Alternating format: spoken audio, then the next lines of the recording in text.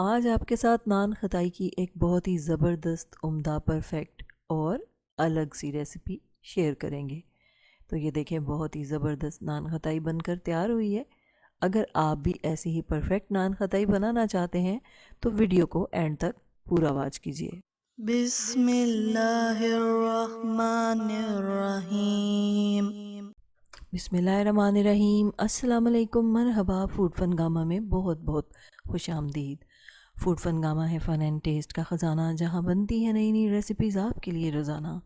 आज हम आपके साथ बिस्किट की एक बहुत ही ज़बरदस्त सी रेसिपी शेयर कर रहे हैं, नान खताई की रेसिपी, जो बहुत ही अलग और मुनफरिद नान खताई है और बहुत ही ज़बरदस्त बनकर तैयार होती है। अगर आप भी बनाना चाहते हैं तो वीडियो को स्किप किए बगैर एंड तक वॉच करें।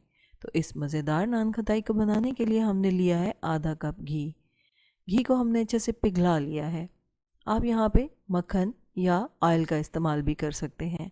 आधा कप ही हम इसमें पिसी हुई चीनी शामिल करेंगे और दोनों को अच्छे से यकजान कर लेंगे। और अब हम इसमें शामिल करेंगे 1 कप बेसन। तो ये नान खताई हम बेसन से बना रहे हैं। बेसन की नान खताई बहुत ही ज़बरदस्त बनकर तैयार होती है, इतनी ज़बरदस्त कि आप बेसन की बर्फ़ी को भी भूल जाएंगे। 1 कप बेसन शामिल करेंगे और साथ ही शामिल करेंगे आधा चाय का चम्मच बेकिंग पाउडर, चौथाई चाय का चम्मच बेकिंग सोडा, आधा चाय का चम्मच हरी इलायची पीसकर शामिल करेंगे।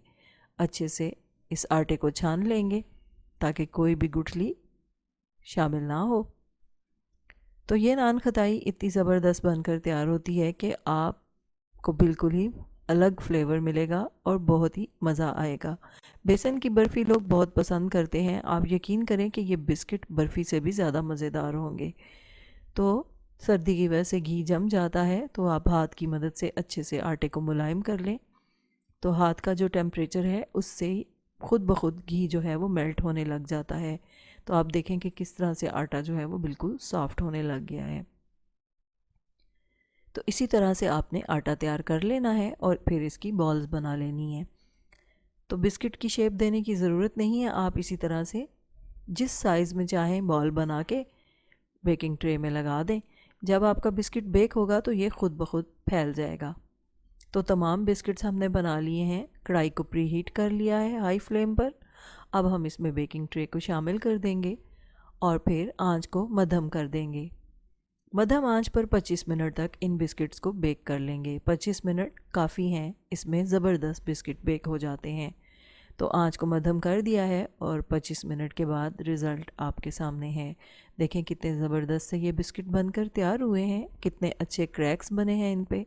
इससे पता चलता है कि बिस्किट बहुत ही ज़बरदस्त बनकर तैयार हुए हैं। तो जब बनेंगे इस तरह के पकवान, दिल पुकारेगा फ़बिअय्यि आलाए रब्बिकुमा तुकज़्ज़िबान। आपको हमारी ये बिस्किट की रेसिपी कैसी लग रही है, हमें कमेंट बॉक्स में ज़रूर बताइएगा। रेसिपी पसंद आ रही हो तो लाइक भी कर दें और साथ ही साथ फूड फनगामा को सब्सक्राइब भी कर दें। हमारी दुआ है आप रहें खुश और शादमान, दुनिया के साथ आखिरत भी हो आपकी आसान। कभी ना आया आप पे कोई भी इम्तिहान, अल्लाह हो आपका मुहाफिज़ व निगहबान।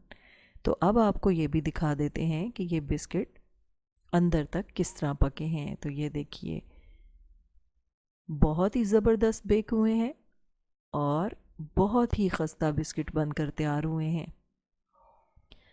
तो आप ज़रूर ये बिस्किट बनाइएगा, इनका जायका बहुत ही ज़बरदस्त होता है और ये बेसन की बर्फ़ी से भी ज़्यादा लज़्ज़त से भरपूर होते हैं और इसमें आपको बहुत ज़्यादा मेहनत भी नहीं करनी पड़ती। तो इंशाल्लाह हाज़िर होंगे लेकर नई रेसिपी, नया उन्वान। फूड फनगामा की रेसिपीज़ को लाइक कीजिए, शेयर कीजिए, फूड फनगामा को सब्सक्राइब कीजिए। इजाज़त चाहते हैं, अल्लाह हाफिज़।